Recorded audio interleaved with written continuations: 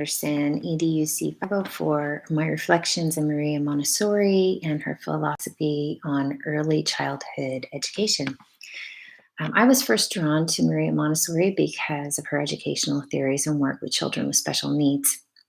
She had a student-centered learning style, which provided many children with exceptionalities the opportunity to develop social skills, independence, and practical life skills.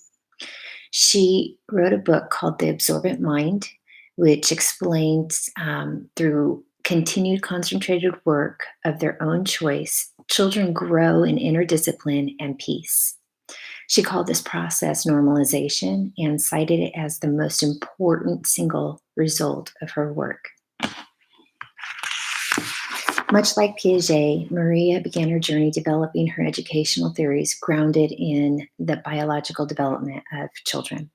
Piaget and Montessori agreed that children learn and develop in sequence. So, who was Maria Montessori? Maria Montessori was a true constructivist. The Montessori schooling is one of the oldest and perhaps the most famous types of educational design designed around enacting constructivist principles.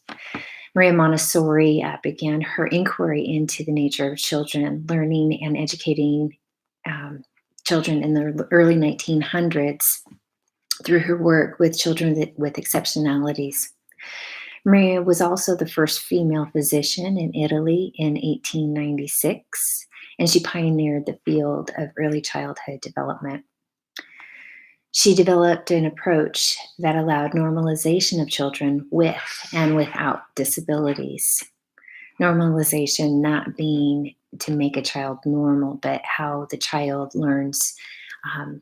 She normalized that process through her methods and her approach.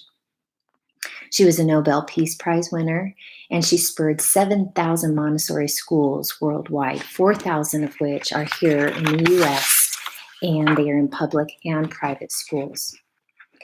Montessori's technique of cultivating children's sensory motor skills and thereby enhancing cognitive development found early success with children who had previously been deemed idiots and beyond help. That was from her book, The Absorbent Mind. It's hard to imagine that her highly child-centered approach was uncommon at that time, but it was instrumental in working with children who were outside of the reach of traditional methods. The developmental continuum builds on the continuing self-construction of the child. So she has the parent-child development stage of 0 to 3 years old. She has the preschool stage of 3 to 6-year-olds, and lower and upper elementary from 6 to 9-year-olds, 9 to 12-year-olds, and middle ages from 12 to 14-year-olds.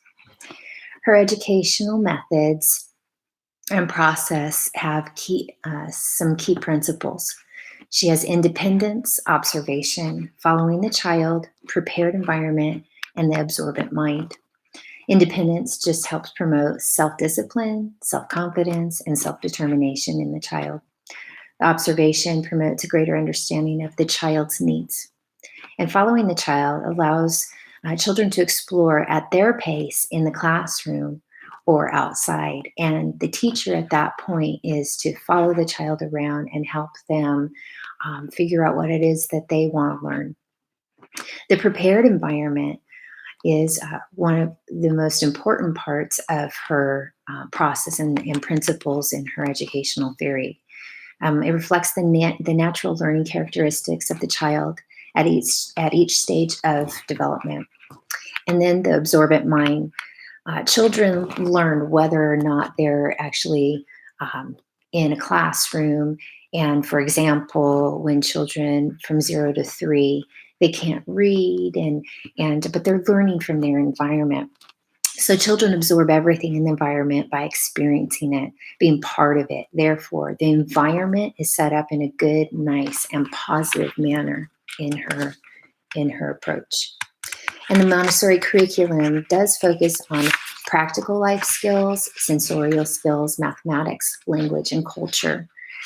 The practical life encourages concentration and coordination and independence through activities and teaches students how to care for the environment and themselves while learning socialization skills with developing their fine and gross motor skills. Sensorial materials promote the refinement of a child's sense as they learn to differentiate between size, shapes, and forms. And mathematics, the basics of mathematics and the concepts and operations, as children learn to understand, build the foundations for abstract concepts. Language promotes the basic skills needed for verbal communication, as well as writing, reading skills through phonetic-based language materials.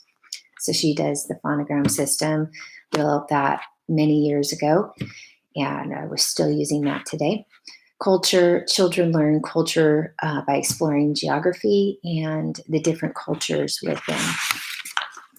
That is the educational philosophy of Maria Montessori. Thank you.